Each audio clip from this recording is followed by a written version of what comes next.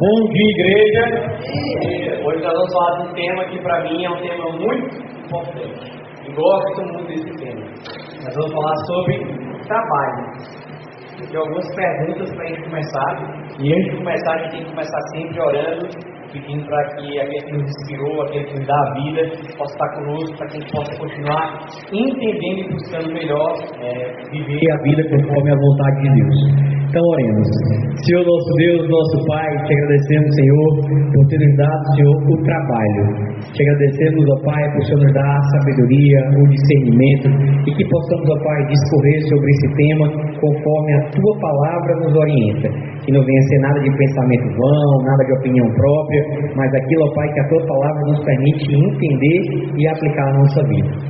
Que possamos, ó Pai, ser edificados hoje, através do Teu Espírito Santo, e que possamos colocar em prática, Pai, tudo aquilo que edifica, tudo aquilo que nos mostra, ó Pai, cada vez mais o Teu caminho, tudo aquilo que vai trazer mais pessoas, ó Pai, para o Teu Evangelho. Somos gratos, ó Pai, por tudo, somos gratos, ó Pai, infinitamente pela Tua misericórdia, em nome do Teu Filho amado Jesus Cristo. Amém. Primeira pergunta: trabalho é uma maldição? Bênção? Mas todo mundo diz que trabalho só existiu por conta do Jardim do Éden? Não é verdade? Mas todo mundo diz assim que o castigo do homem era trabalhar a terra? A pergunta é: trabalho é uma maldição? Respostas. Eu acho que o trabalho em si do homem é uma espécie de castigo de Deus para o homem, porque o trabalho sempre foi, o homem sempre trabalhou no Jardim do Éden, quando Deus o colocou lá, né? E depois da costela dele ele fez a Eva. Mas os dois trabalhavam lá, mas não se cansavam, porque diz a palavra de Deus que quando nós estivermos no céu nós vamos trabalhar, mas não vamos se cansar. Vamos ser que nem Adão, não vamos se cansar de trabalhar, vamos ter prazer em trabalhar. Hoje em dia o pessoal se submete a trabalhar por sustentar a família, trabalhar porque não teve um estudo suficiente para poder dar uma função melhor. Então a gente vê aí cidadão aí que para não roubar, para não fazer nada de errado, trabalha cavando fossa, trabalha com coisas perecíveis. Isso para mim é uma maldição. A maldição. Perfeito. E você vai falar alguma coisa? Tia Carmita, é uma maldição? É não. Trabalho é bênção. A Bíblia diz que o homem que trabalha do suor do seu rosto vai comer, vai ser feliz. É isso que a Bíblia ensina. Agora as pessoas que são defensoras da preguiça, aí diz que trabalho é o resultado do pecado. Aí depende de como você vai entender a Bíblia. Porque a Bíblia ensina que o preguiçoso, ele não vai ter o que comer, não é por outra coisa não, por causa da preguiça. Que a Bíblia diz: vai preguiçoso, tem com a formiga, que ela trabalha de dia e de noite. Ela guarda para a época do verão com o seu esforço. Então, o que passou lá do jardim para hoje, para a humanidade, foi as sequelas do pecado, não do trabalho. O trabalho não é sequela de pecado, mas a fadiga, o cansaço, a preguiça, a irritação, a falta de coragem de ir, aí sim, aí é resultado do pecado. Mas o trabalho em si não, porque ele já trabalhava no jardim. Perfeito, gostei. Posso continuar agora? Mais alguma opinião sobre o trabalho? Perfeito. E é justamente sobre esse tema para a gente acabar de vez com essa falácia que trabalho é uma maldição. A gente vai para 1 Gênesis 1 e 31. Gênesis 1 e 31. E viu Deus tudo quanto fizera, e eis que era muito bom. Houve tarde e manhã o sexto dia. Deus, já no princípio, ele já trabalhava. É tanto que o quarto mandamento é o sábado, não é isso? E ele deixou bem claro: 6 dias descansarás e um dia trabalharás, correto? É isso, né?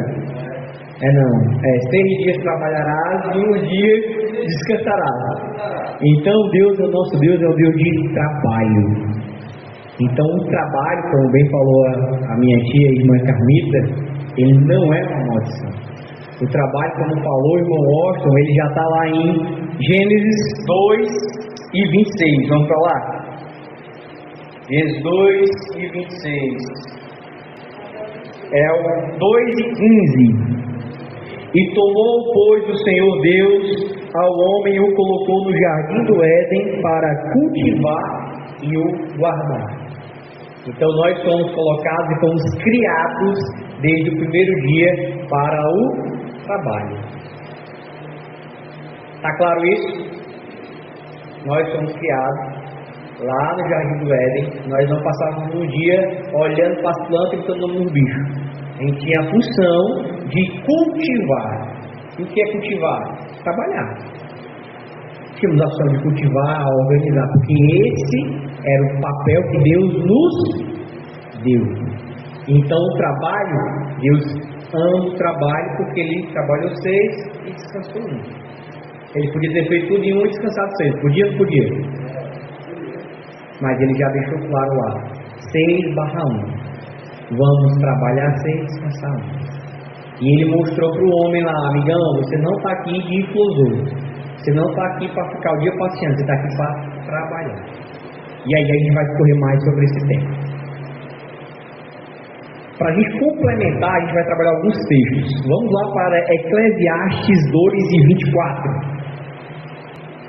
Nada há melhor para o homem do que comer, beber e fazer que a sua alma goze o bem do seu trabalho. No entanto, vi também que isto vem da mão de... Vou ler devagarzinho de novo. Nada há melhor para o homem do que comer, beber e fazer o que a sua alma goze o bem do seu trabalho. E ele deixa bem claro. No entanto, vi também que isto vem da mão de Deus. Então, para que serve o nosso trabalho também? Porque aí vem vários mitos, né? É proibido ser rico? Aqui deixa bem claro. Também não é proibido ser pobre. Não existe a proibição nem para um lado nem para o outro. Mas fala que nós temos que trabalhar. E fala que do nosso trabalho também a gente vai comer, vai beber, vai gozar das nossas felicidades. E isso vem de Deus.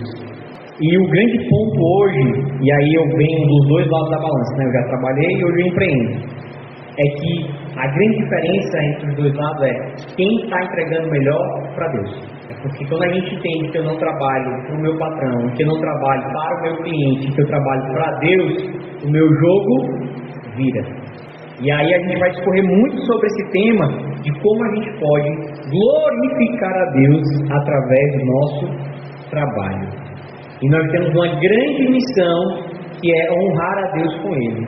Então imagina só, eu trabalhando, falando para o meu cliente que eu detesto trabalhar. Eu estou dando um bom exemplo de cristão? Ou melhor, você não vai falar que você detesta trabalhar, você vai reclamar do patrão, né? Ah, porque aqui o dinheiro é pouco, ah, porque aqui trabalha muito, ah, porque aqui tem muito chefe, ou o empresário é porque tem muito imposto, é porque não tem ninguém que queira trabalhar, não está sempre reclamando? É isso que Deus manda fazer? O que é que Deus manda fazer? E trabalhar, major. É árduo. A Bíblia não diz que é fácil. A Bíblia diz que é árduo.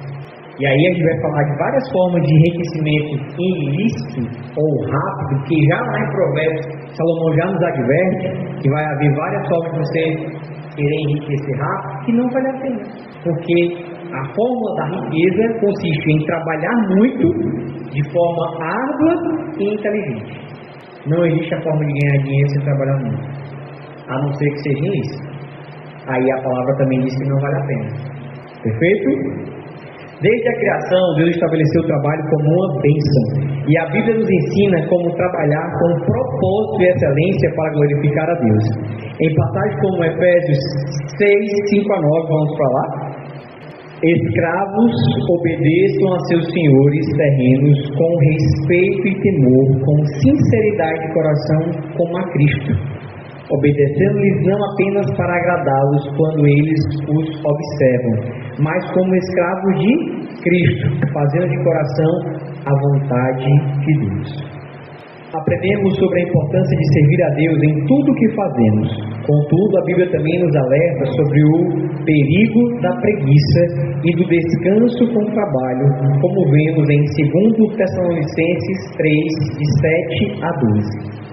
Mando-vos, porém, irmãos, em nome do nosso Senhor Jesus Cristo, que vos apartais de todo irmão que andar desordenadamente, e não segundo a tradição que nos recebeu, porque vós mesmos sabeis como convém imitar-nos, pois que não nos ouvemos desordenadamente entre vós.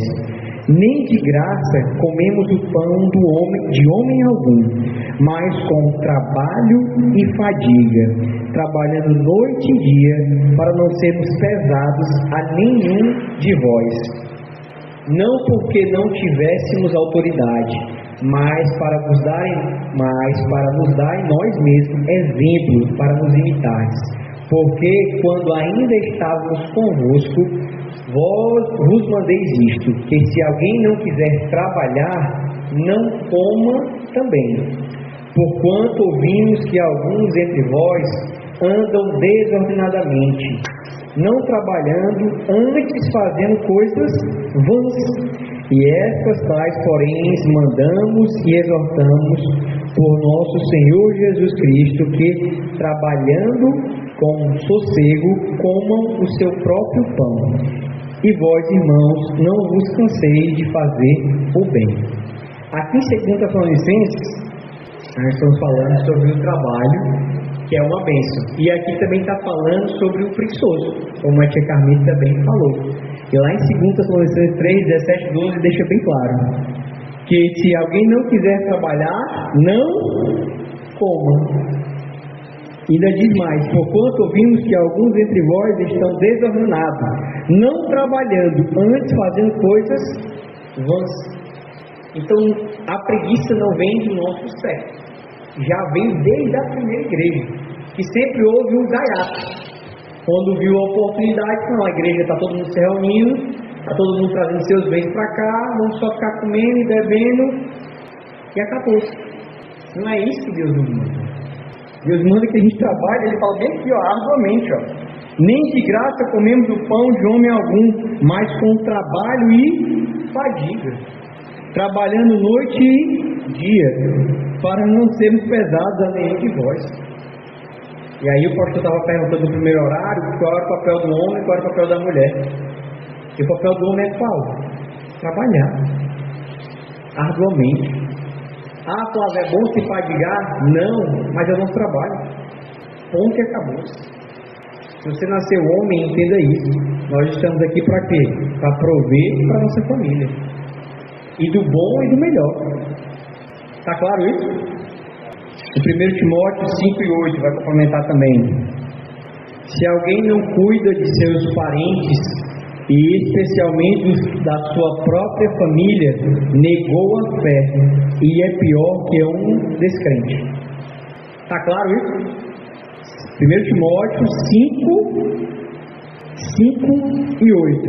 Se alguém não cuida dos seus parentes, especialmente da sua própria família, negou a fé, e o pior que tem é pior que um descrente. Aqui a Bíblia está dizendo assim: se você não consegue prover nem para sua família, você não está servindo a Deus. Óbvio que você vai poder ficar desempregado, óbvio que você vai ter um momento de necessidade, mas a Bíblia está dizendo que o nosso trabalho é prover o mínimo para a nossa família. Senão eu não estou servindo a Ele. É pior do que um descrente. Trabalho é uma responsabilidade dada por Deus. Em 1 Gênesis 2:31, Deus se alegrou com sua criação, e isso inclui o trabalho. O trabalho é parte do propósito divino para a humanidade. Ele nos permite refletir o caráter de Deus como Criador e Provedor. Em Eclesiastes 2:24, trabalhar e desfrutar do fruto disso é um presente de Deus. Trabalhar é uma bênção, mas deve ser feito com gratidão e com o objetivo de agradar ao Senhor. A falta de vontade de trabalhar não é apenas um problema prático, mas uma questão espiritual. Viver à custa dos outros sem necessidade demonstra desrespeito ao mandamento de Deus. Paulo trabalhou arduamente para não ser um peso à igreja, mostrando que todos devem contribuir com esforço próprio. O tema da pregação de hoje é trabalho.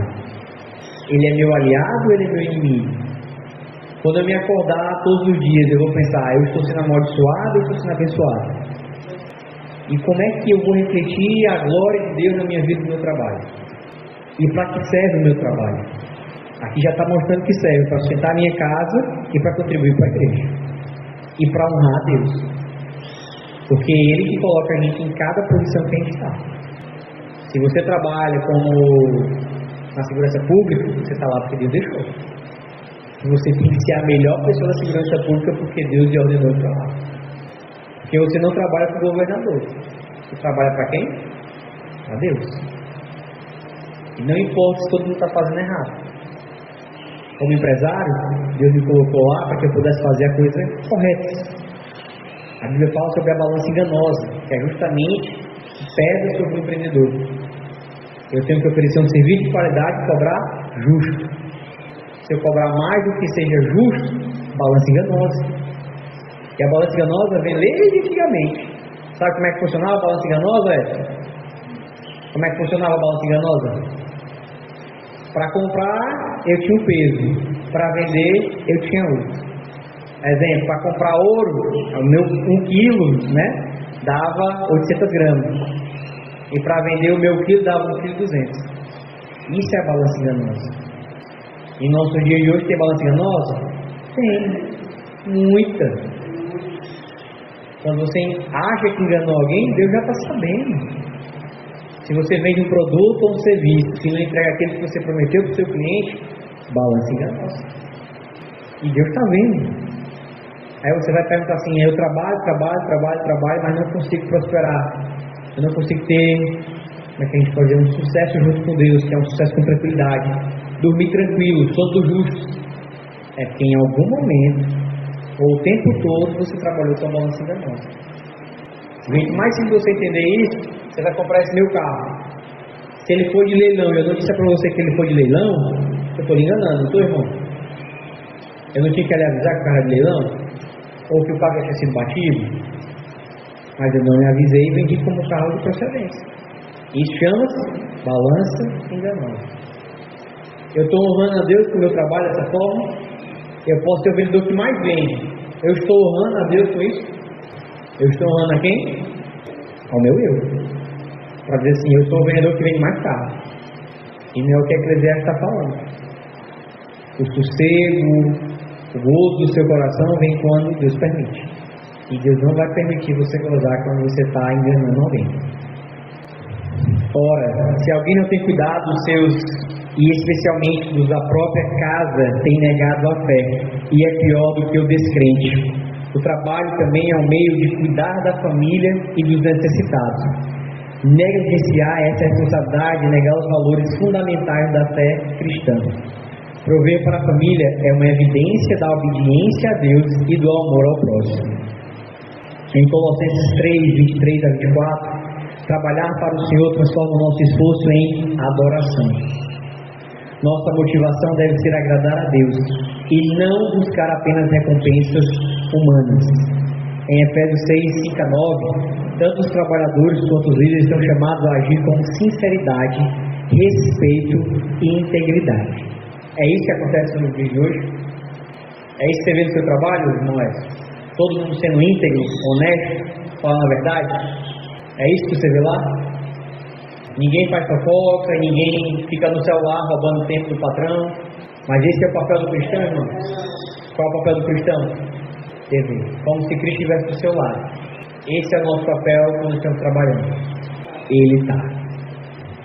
A nossa relação com o trabalho deve refletir nossa submissão e confiança no Senhor. Se não está ali satisfazendo, se você não está ganhando tanto que você queria, não tem problema. Deus dá capacidade para você melhorar as suas características técnicas e procurar um emprego melhor. O que você não pode fazer é reclamar lá. Porque você vai estar reclamando do seu patrão, que é Deus. Porque você trabalha para ele. Foi ele que ele colocou lá. Se você quer algo melhor, você vai falar com quem? O seu patrão. Quer ser patrão? Deus. Deus me capacite. Me mostre como eu possa melhorar minha capacidade técnica e entregar valor para as pessoas que estão ao meu redor, para que eu possa ganhar mais. Isso não é pecado. Mas só pedir e não fazer nada, você não vai ser atendido. Está claro isso? O fruto do trabalho é a recompensa de Deus. Provérbios 16:3. Confia ao Senhor as tuas obras e os teus desígnios serão estabelecidos. Trabalhar com Deus garante frutos abençoados e objetivos alcançados. Em 2 Tessalonicenses 3:13, vós, irmão, não vos canseis de fazer o bem. O trabalho nos dá a oportunidade de fazer o bem, ajudar os necessitados a edificar o reino de Deus. Em Apocalipse 14:13, as obras feitas em Deus têm valor eterno e nos acompanham na vida eterna. Então, o nosso trabalho serve para quê? Para o reino, para edificar a casa do Senhor, para ajudar quem precisa. Nós estamos fazendo isso com o nosso trabalho? A pergunta. Que é Paulo está dizendo, Apocalipse 14:13, as obras feitas em Deus têm valor eterno e nos acompanham na vida eterna. E ele reforça mais: vós, irmãos, não vos canseis de fazer o bem. Nós estamos fazendo o bem com o nosso trabalho? Ou só serve para a gente? A pergunta que eu faço para mim mesmo. Do fruto do meu suor, quem está sendo abençoado? Ajudar os necessitados a edificar o reino de Deus. Aí a contrapartida, é consequência da preguiça. Provérbios 6:9-11. O preguiçoso até quando ficarás deitado? Quando te levantarás do teu sono? Um pouco para dormir, e a tua pobreza virá como um ladrão. A preguiça leva à ruína material e espiritual. Negligenciar o trabalho é desprezar as oportunidades que Deus nos dá. O cristão tem espaço para a preguiça? Nós temos motivo para não sair e trabalhar todos os dias? Aqui diz, o preguiçoso, até quando ficarás deitado? Quando te levantarás do teu sono? Um pouco para dormir, e a tua pobreza virá como um ladrão. E por o preguiçoso sempre existe um problema. Ele nunca é a causa do problema. Porque hoje está muito quente. Porque é muito longe. Porque lá no meu trabalho ninguém me reconhece. Porque lá todo mundo ganha mais do que eu. Porque o meu patrão está me perseguindo. Porque o meu supervisor não reconhece nada que eu faço. Por preguiçoso sempre existe um problema. Nunca é ele o problema. Sempre. E na maioria das vezes a gente, quando está colocando problema nos outros, a gente está sendo o quê? Preguiçoso. Quando o pastor falou de manhã, porque as mulheres tomaram os locais de trabalho dos homens. Por quê? Porque os homens são preguiçosos. Porque o homem é preguiçoso. Simples. Ele não quer mais trabalhar. É muito melhor ficar em casa, assistir televisão. Mas é mais fácil. É mais fácil ser preguiçoso do trabalhador? Não. O que é mais fácil? É mais fácil ser preguiçoso ou trabalhador? O que é mais fácil? É ser preguiçoso, não fazer nada. Tem algum curso para não fazer nada, irmão? Já nasce sabendo. O cara já é profissional. Precisa fazer um curso para acordar tarde? Para ficar deitado na cama? Precisa? Não precisa, meu amigo. Agora trabalhar. Não, esse é a maior mentira que vai inventar.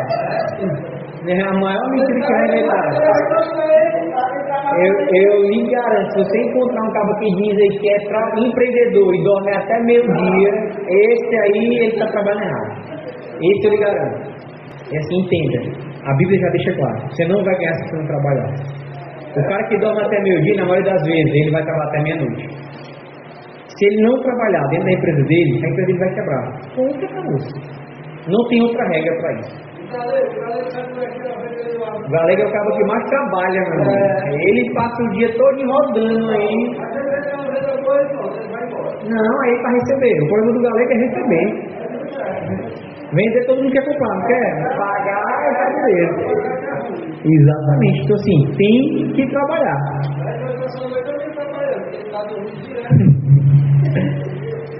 E lá ele vai falar: Afastai-vos de todo irmão, 2 Tessalonicenses 3,6. Afastai-vos de todo irmão que anda desordenadamente. Quem escolhe viver irresponsavelmente e recusa o trabalho, coloca-se em oposição à vontade de Deus. E já vamos entrar para a nossa conclusão. O trabalho é uma ordem divina, uma oportunidade de servir a Deus e cuidar do próximo. Mas a Bíblia nos exorta sobre os perigos da preguiça e da irresponsabilidade. Trabalhar com dedicação é um testemunho de fé e obediência, enquanto negligenciar o trabalho desonra a Deus e prejudica os outros. Como tem sido a sua postura em relação ao trabalho? Isso é uma pergunta para ficar para a nossa semana. Você tem feito tudo para agradar a Deus? Se a área em que você precisa mudar, entregue isso hoje ao Senhor e peça a Ele força e sabedoria para trabalhar com excelência e propósito. Resumo, meus amigos. Está tramitando uma lei que fala sobre o 6x1. É isso? Temos que trabalhar mais ou menos. A Bíblia já não responde. Para que a gente possa entregar o nosso melhor para Deus, a gente tem que trabalhar. Estava até vendo o cara falando: rapaz, eu já não consigo levar o dinheiro para casa trabalhando 6x1, eu ali 4x3. Tá? Nós temos que trabalhar pensando em honrar a Deus. E quando a gente pensa em honrar a Deus, a gente pensa em fazer melhor todos os dias. Como eu trabalho vendendo, eu tenho que pensar todos os dias: como é que eu vou vender melhor para o meu cliente? Como é que eu vou entregar valor para ele? E valor tem que ser aquilo que o cliente enxerga. Se eu vendo o computador para o meu cliente e na hora que der problema eu não resolvo o problema dele, eu não gerei valor para o meu cliente. Isso é tudo na vida, tudo no exemplo prático do que a gente faz. Tá? Se eu trabalho para os outros, eu tenho que saber qual é o valor que eu entrego para o Edson. Eu fui contratado para aquela Edson, fui contratado para resolver o problema. Se eu não estou resolvendo o problema com excelência, eu não estou entregando o meu melhor para Deus. E consequentemente, eu não vou levar o sustento para minha casa. E eu particularmente acredito que se a gente entrega o melhor para Deus, e a Bíblia já afirma isso, você vai ser bem sucedido. Porque Deus vai lhe abençoar. Agora basta o quê? Trabalhar com inteligência. Aonde você está, tem oportunidade. Basta você enxergar. Lá onde eu trabalho não tem oportunidade. Procura outro trabalho. Antigamente era escravo, né, irmão? Aí não tinha como você procurar outro emprego. Era escravo, nascia escravo, morria escravo, a não ser que você fosse vendido. Hoje, se você não gosta de tanto, você pode ir para outro. Pode. O que é que está me impedindo? O que é que está me impedindo? Nada. A grande lição que fica para mim do estudo é: eu não posso reclamar. E é muito fácil também reclamar. Não existe curso para aprender a reclamar. Todo mundo já nasce reclamando. Você não é escravo de ninguém. Só não bote a culpa nos outros. O cristão tem que aprender que a culpa sempre é nossa. E só quem pode resolver é a gente. A culpa é da gente. A gente tem que parar de ser mimizento. Eu tenho raiva quando o cara diz assim: a culpa é dos outros.